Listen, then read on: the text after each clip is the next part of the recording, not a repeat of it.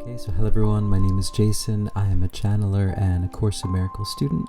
Nice to meet you and nice to see you again.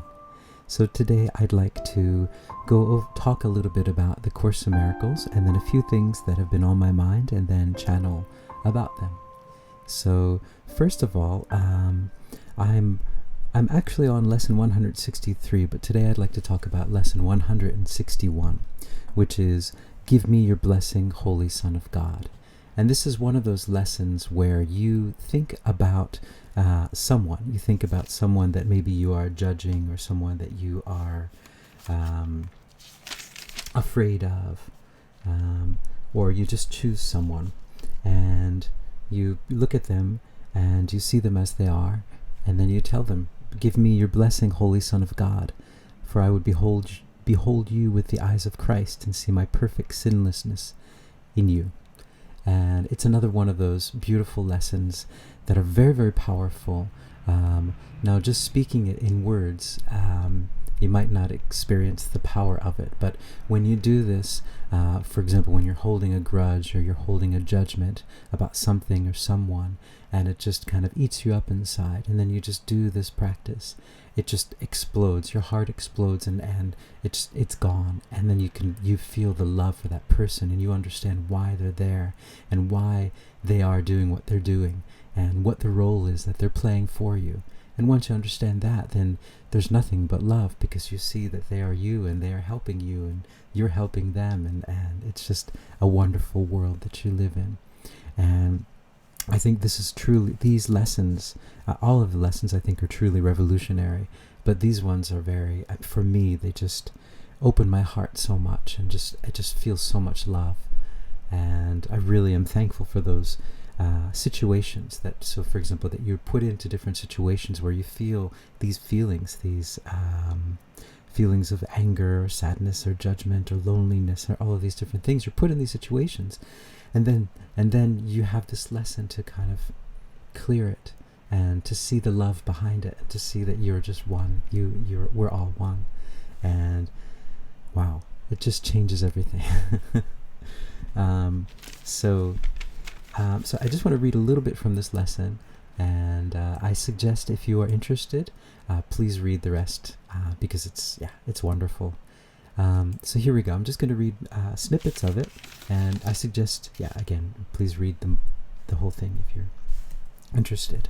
Okay, so here we go. Complete abstraction is the natural condition of the mind, but part of it is now unnatural. It does not look on everything as one. It sees instead but fragments of the whole, for only thus could it invent the partial world you see.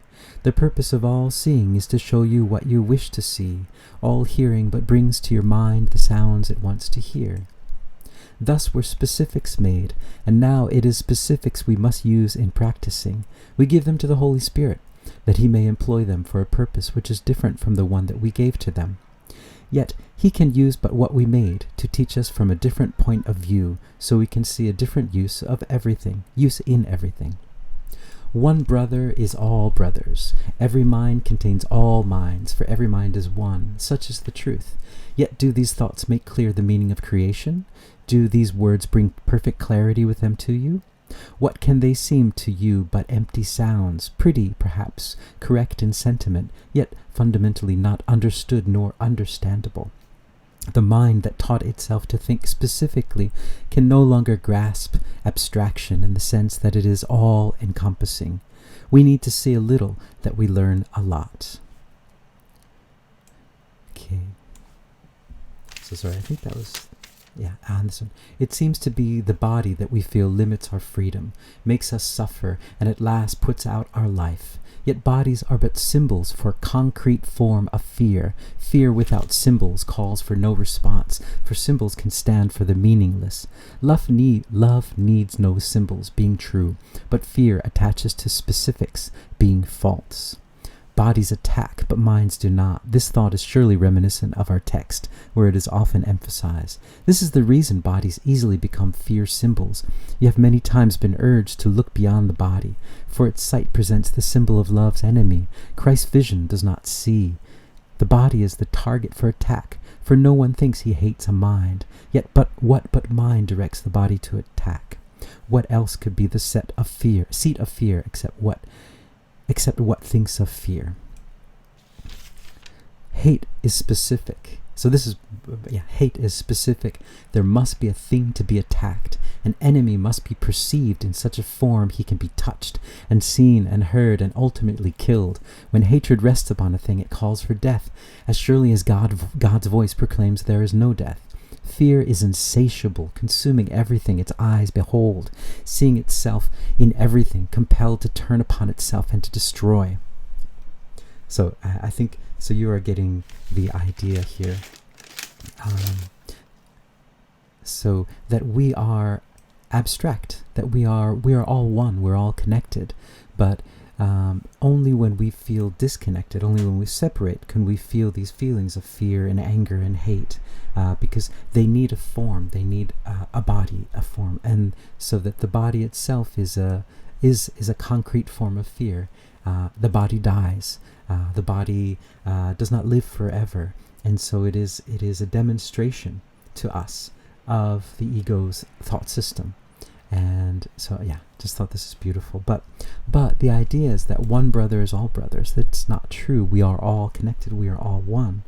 And so this lesson says, select one brother, the symbol of the rest, and ask salvation of him. See him as clearly as you can, in that same form to which you are accustomed. See his face, his hands, his feet, his clothing, watch him smile, and see familiar gestures which he makes so frequently. Then think of this. What you are seeing now conceals from you the sight of one who can forgive you all your sins, whose sacred hands can take away the nails which pierce your own, and lift the crown of thorns which you have placed upon your bleeding head. Ask this of him that he may set you free. Give me your blessing, Holy Son of God. I would behold you with the eyes of Christ and see my perfect sinlessness in you. Okay, so that's that. I read most of it. It's a great lesson. It's so poetic. And this is the idea. This is the idea of forgiveness. And it is in these little situations that you find yourself like walking around or feeling judgment, and then you can just use this lesson and just feel your heart expand and feel your world change. And so I just had this situation a few nights ago where I had a situation like that, where I was placed in a situation, a very, very uncomfortable situation, and it was very, very uncomfortable, and I was not expecting that, and but I realized, so I had to do this lesson afterwards, and I realized that, wow, what an amazing experience that was. Of course, when I was in the experience, I didn't think so. I was thinking, well, I want to get away from this. But afterwards, I realized this is an amazing experience. This was a lesson that was given to me, and I'm so thankful for the people who facilitated this for me. So that's that. And then I wanted to talk about, so a friend of mine, an acquaintance, I could say, a friend of a friend, he joined a Buddhist monastery here in Japan. And so he's been there, I think, about a month or two, and he's in training. And so he sent a postcard to a friend. And so in the postcard, he was talking about life at the Buddhist monastery. And he was saying that it's very, very intense work, 16-hour working 16 hours a day, and then also not much sleep. He says at night the spiders crawl across his face and he dreams of coffee beans. And he also said that while they have the different ceremonies and the meditation time, he said that the thing that he struggles most with is the social aspects of it, because you're living in these very, very close quarters with these other monks. And it's a very, very intense, it's a pressurized place socially. And so I thought that was really interesting, because I never thought about a Buddhist monastery that way. I always imagined that you're just, meditating all day, but it's actually just this social constraints. And he said that a lot of people just quit because it's just too much. Yeah, I think I would.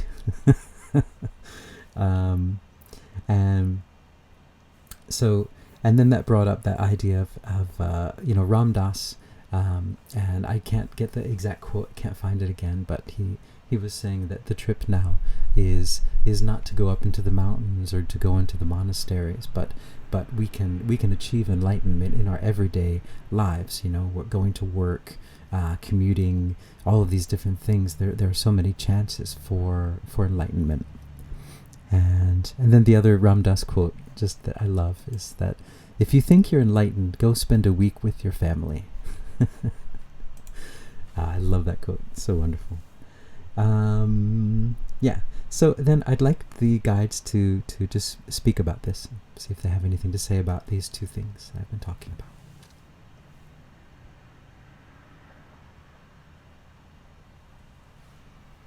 Greetings, we are Isis, and we are here to bring a message of love and a message of peace, which are the only true messages that you can receive in truth. And we would like to come forward to say that yes, especially now, the time on your planet is the time for you to go through all of these experiences that you have chosen for yourself, to confront all of the experiences that are in your world, that are in your field of vision. Look at everything that is around you and see it as everything that you have created. Understand that you created it for yourself, so that you can look inside, so that you can change, and so that you can understand who you truly are. Coming down here to this third dimension, living here on these bodies, with these bodies, is a very, very precious experience that all of you are going through. You are in one of the most difficult training programs available in your universe at the moment. There are a few that are a little bit more difficult, but this is one of the most difficult, we would say, training programs that is available for you to go through. And you have decided to come down here and to experience all of this. You are valiant spiritual warriors who have decided to come down in the middle of all of this, all of these things that are happening, especially now on your planet. You've decided to come down now and to be here now and to experience all of this because you are that advanced. You are able to balance the tightrope that you're walking on, to juggle all of these different things, these fears, these anxieties, these emotions, this eternally fear that is projected from all of your mass media systems. And you are able there to sit in silence and in peace and in love, radiating the love that you are. You are true spiritual masters, and you have come down here to radiate your spiritual love and to overcome all of these issues that you have tried to work through many, many, many, many lifetimes on many, many different planets. And you're doing beautifully, you're doing wonderfully, wonderfully. You're bringing the love and the light to this planet, and you are figuring out how to overcome all of these things, all of these obstacles that you have placed in your way. And you're figuring out that the best way to overcome an obstacle is love. With love and with peace, they disappear because they are not really there, as you find out.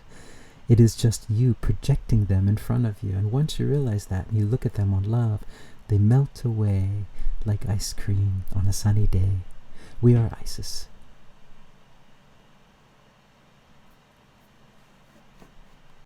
Okay, and the next thing I wanted to talk about is, so I feel like, it's not necessarily a feeling, but the guides are watching everything and making sure that you're ready for the things in time, the things that you need. And so there are many things that you have placed on your blueprint. So this is what I channeled a little bit yesterday in a session, and so I just wanted to share it. So your guides are watching you, and they're always watching you, and you have a life blueprint that you created with your guides, that you created before you came down here. And you had all of these different things that you wanted to experience. You wrote, it's like writing a novel, but more of like a choose your own adventure. So you can choose, there's different choice points where you can go in one direction or another direction. And there are exit points too, where if you decide that it's too much for you, you can freely exit. And it's, so in the end, you're not a body. This is just an experience that you come down to have. And death doesn't exist, so it's just an exit point from this blueprint that you have created for you. And so the choice points, though, it's like a gift that comes to you when you increase your vibration or when you open your heart more and more. So these choice points open up when you raise your frequency. So you raise your frequency, and then the choice point appears before you, and then you're given a choice to follow your heart or to follow your mind. And this, so either way is a way of peace, is a wonderful decision, and it is just your blueprint, what you decided to follow. And you organized all of this before you came here. And so like for myself, I think I talked about this a while ago, but I've had a lot of exit points, and I've been protected a lot by my aunt who has passed, Aunt Lila, who has helped me through a lot of those exit points. I had quite a lot of them, I think, in my earlier life when I was younger, in my teens and even in elementary school. And there are a lot of things that I probably shouldn't have survived, but somehow I did, and that's my Aunt Lila there, kind of. Thanks, Aunt Lila. So we all have a blueprint, and we have choice points. So when you find yourself, especially now as the frequency on this planet is rising and rising, you're going to find yourself with more and more different choice points. And understand that these are gifts that you have given yourself because you have raised your frequency. And so, just be aware of them and understand what a beautiful gift they are, and understand that you have the ability to choose either way you want. And there is no judgment either way, because this is just part of the experience, and you'll have wonderful experiences in either choice that you make. So, and I will channel that a little bit too, to see if they have any remarks.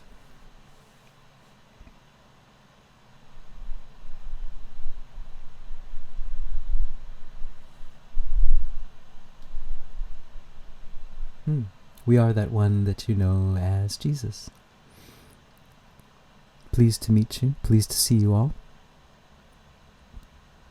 Yes, you all have blueprints. You all have maps. You all have maps to follow that you have created on this earth, as I did as well.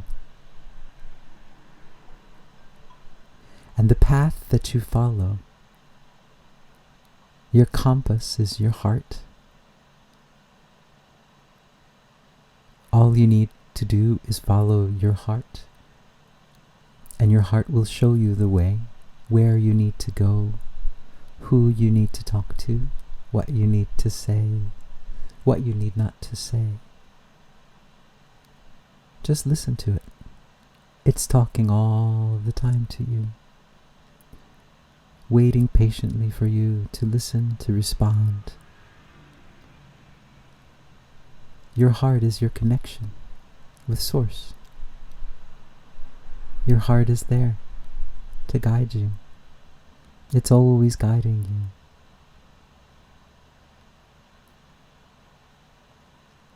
you. Okay, and then the last question, well, not question, but so this is from the session yesterday. I had a session yesterday, and the question was, how do you know if your heart is opening? Are there any ways to know? You know, if your frequency is rising or your heart is opening. And the answer that they gave was to look around you. Look at the people around you, look at the things around you, look at the situations around you. And that is how you know, because that is a reflection of where your heart is at the moment. So yes, that is how you know where your heart is. Just look at the people around you, look at the situations around you. And I would add to not judge any of the situations around you, and just understand that is where your heart is, and if you would like to change that, you can just change it with love. And we change it every day. We're always changing it. So don't be dismayed when you see the world around you isn't the way that you want it to be. Just see it as it is and understand, that's where my heart was, but that's not where I want my heart to be. And then you just open your heart up more and love.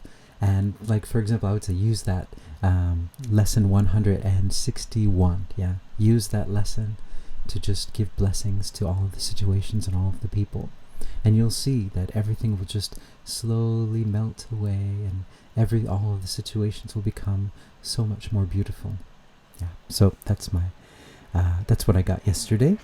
And so finally, I'd like to just see who comes through in the end, and see if there's any other advice or information. Yeah.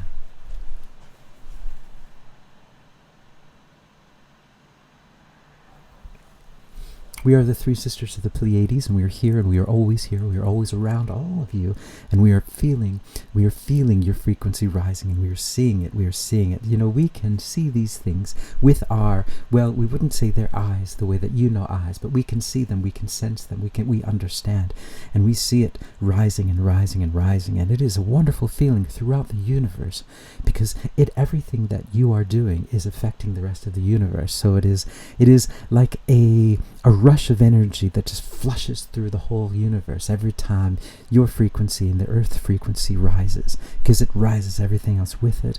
And so we would like to share that with you, that this rush of energy, this rush of raising of frequency, this opening of hearts is felt not just on your planet, but it is felt throughout the universe. So understand that what you're doing is not just affecting you or your life around you, it is affecting the whole universe.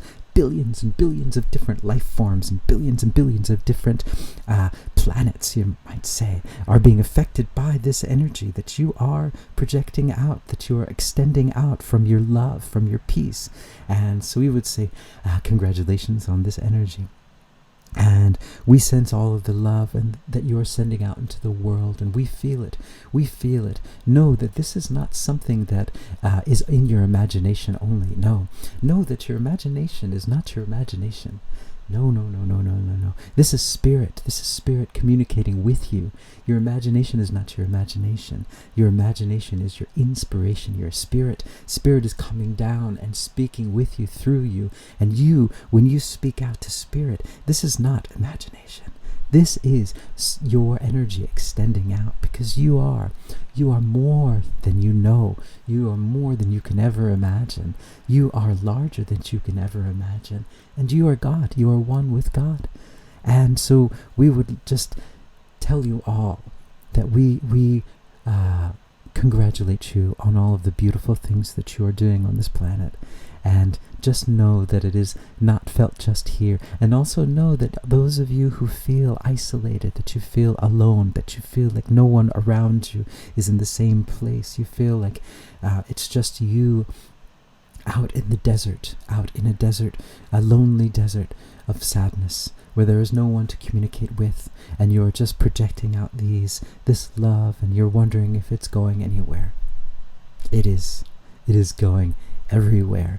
That love is affecting the whole universe, and this is what we'd like you to know. We'd like you to know that you're not alone, and we feel this energy that you're projecting. It is very, very powerful for you to be down here in this quagmire, this third dimensional energy rising, to be down here in all of this, and then to be able to project this love is so much more powerful.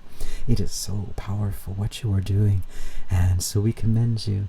And you are not alone. You are so loved, and you are helping so much. You are doing so much, and we are so thankful for all of you. With blessings, we are the three sisters of the Pleiades. Okay, guys. So, yeah, thank you. So before I go, I have, two books. I have the book, The Hathors, where it's a singing guide with the Hathors. I have a dragon book where I talk with dragons in Japan, and also please join the mailing list so I can give you updates, or if when I'm going to have live sessions or any kind of things like that. Please join, and so ciao for now.